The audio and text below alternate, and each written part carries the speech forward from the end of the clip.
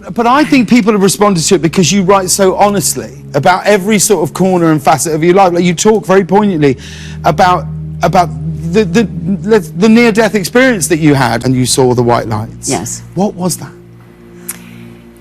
In my case, I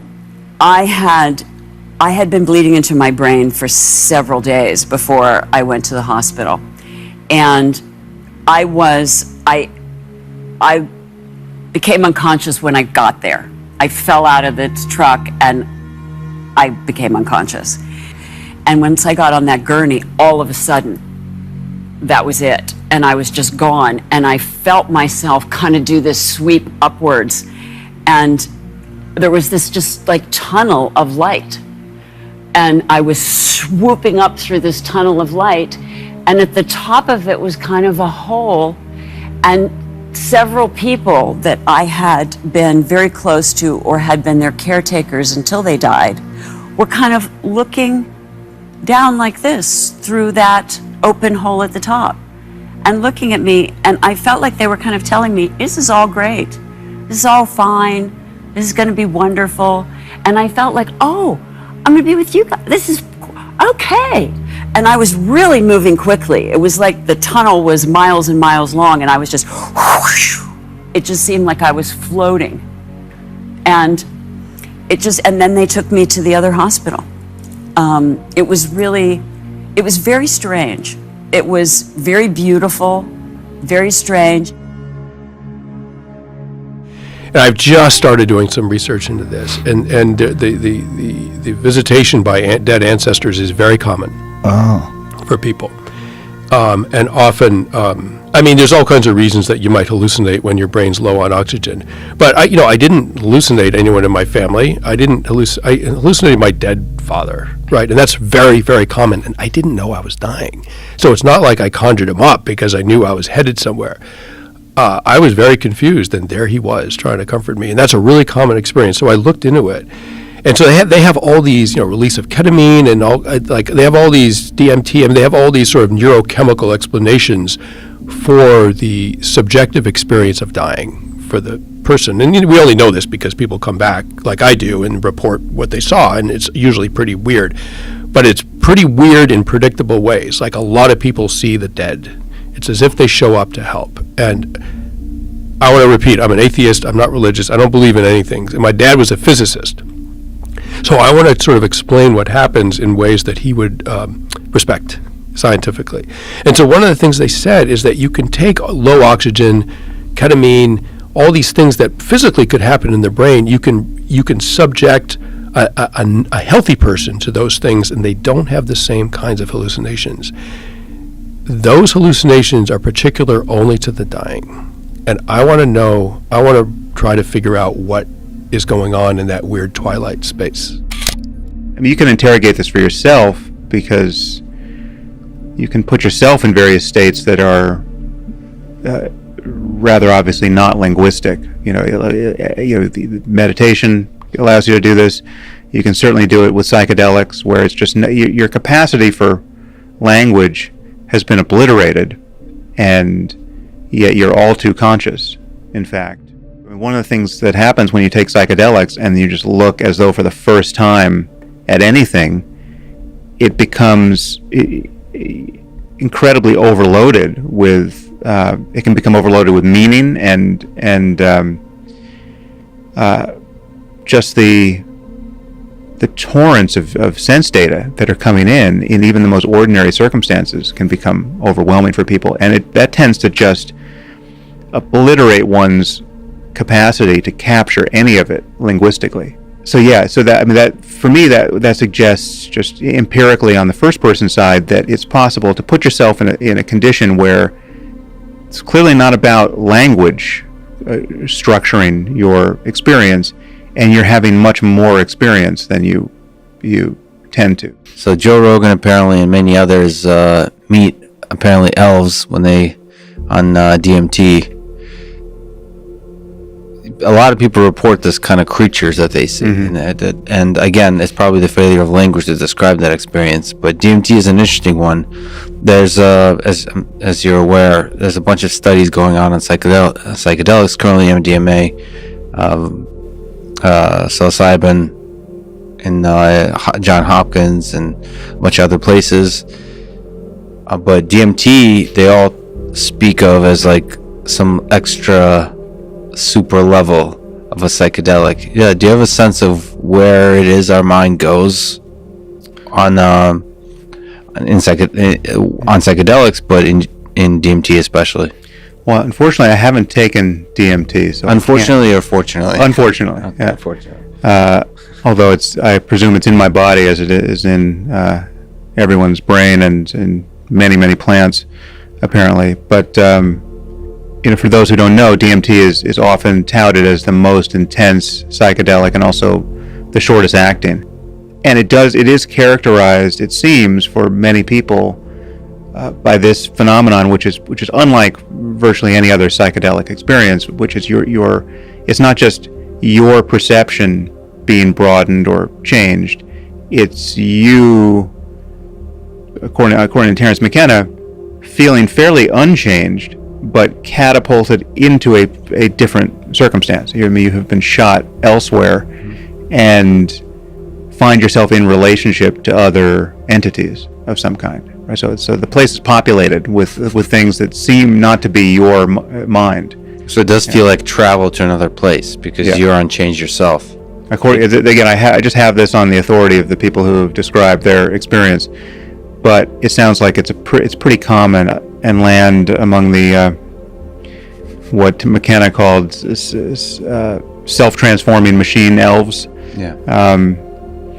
That appeared to him like jeweled, Fabergé egg like self-dribbling basketballs that were handing him completely uninterpretable reams of profound knowledge.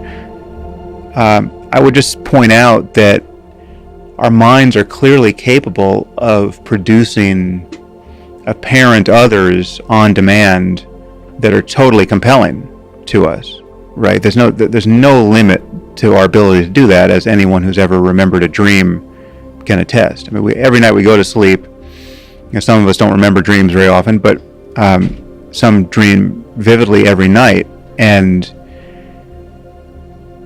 just think of how insane that experience is. I mean, you've forgotten where you were, right? That's the strangest part. I mean, this is psychosis, right? You have lost your mind. You have lost your connection to your episodic memory, or even your expectations that reality won't undergo wholesale changes a moment after you have closed your eyes, right? Like you're in bed, you're watching something on Netflix, you're waiting to fall asleep, and then the next thing that happens to you is impossible, and you're not surprised, right? You're talking to dead people, you're hanging out with famous people, you're someplace you couldn't physically be, you can fly, and even that's not surprising, right? So you have lost your mind, but relevantly for this, or found it. You literally didn't. You don't have enough presence of mind in the dreaming state, or even in the psychedelic state. If you take enough, to do math, there's no psychological. There's very little psychological continuity with your life, such that you're not surprised to be in the presence of someone who you should know is dead, or you should know you're not likely to have met by normal channels, right? You're now talking to some celebrity, and it turns out you're best friends, right? And you have no memory of how you got there. Like, how did you get into the room? You're like, did you drive to this restaurant? You have no memory, and none of that's surprising to you. So you're kind of brain damaged in a way. You're not reality testing. With psychedelics, you don't tend to hallucinate in a dreamlike way. I mean, so DMT is giving you an experience of others, but it seems to be non-standard. It's not just like dream hallucinations, but to the point of coming back to DMT, the people want to suggest, and Terence McKenna certainly did suggest, that because these others are so obviously other, and they're so vivid, well, then they could not possibly be the creation of my own mind. But every night in dreams, you create a compelling, or what is to you at the time, a totally compelling simulacrum of another person, right? And that just proves the mind is capable of doing it. I mean, honestly, most of us have the default sense that we aren't going to die, right? Or that we should, like, maybe we're not going to die, right? Like death denial really is a thing. You know, we're because, and you can see it, just like I can see when I reach for this bottle that I was expecting it to be solid, because when it isn't solid, when it's a hologram and my fist closes on itself, I'm damn surprised. People are damn surprised to find out that they're going to die, to find out that they're sick, to find out that someone they love has died or is going to die. So it's like the fact that we are surprised by any of that shows us that we're living we're living in a mode that is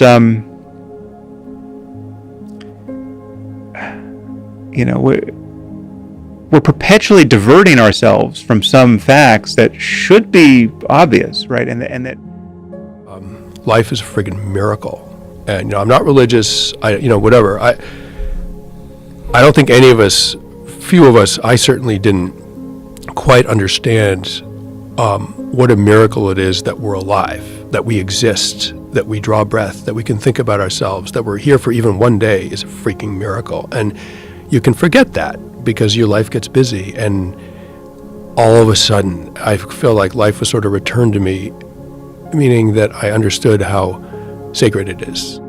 I don't even think the doctors understand it, but by a miracle I was still alive when I got to the hospital. I lost 90% of my blood into my abdomen.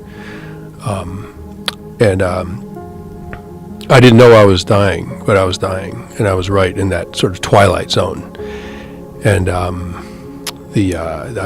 black pit opened up underneath me, and I felt myself starting to get pulled down into it, and I didn't want to go. Like, it was cold and dark and black and bottomless, and I just knew, like, do not go down there.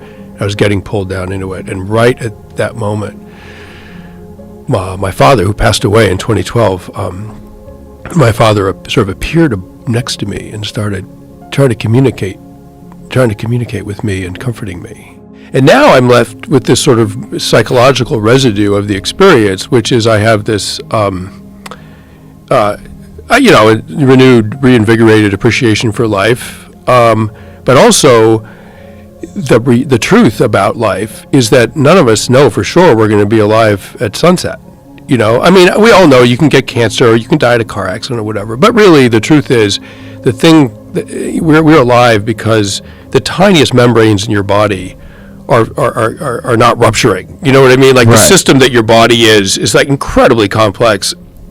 And if something goes wrong, you can be dead in minutes, and you can be totally healthy, and that can happen. And the fact that the universe can just randomly take you out for no apparent reason, that's pretty startling news if you think about it. I didn't know it worked that way. And it can make you kind of paranoid. Did it make you paranoid? No, totally. Yeah? Every day I was like, this is gradually going away, but I realized, like, you don't know. You just don't know that you're going to be alive in an hour from now.